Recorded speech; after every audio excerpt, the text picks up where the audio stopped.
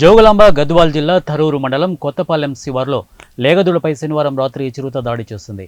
రైతు రమేష్ గ్రామ శివార్లోని తన వ్యవసాయ పొలంలో దూడను కట్టేసి రాత్రి ఇంటికి వచ్చాడు.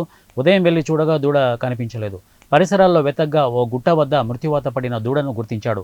ఈ విషయాన్ని గ్రామస్తులకు తెలియజేయడంతో గ్రామస్తులు భయాందోళనకు గురయ్యారు. చిరుతపులి కాలి పంజా గుర్తులు గుర్తించి పులి సంచరిస్తున్న సమాచారంతో రైతులు గ్రామ ప్రజలు భయాందోళనతో బిక్కుబిక్కుమంటున్నారు.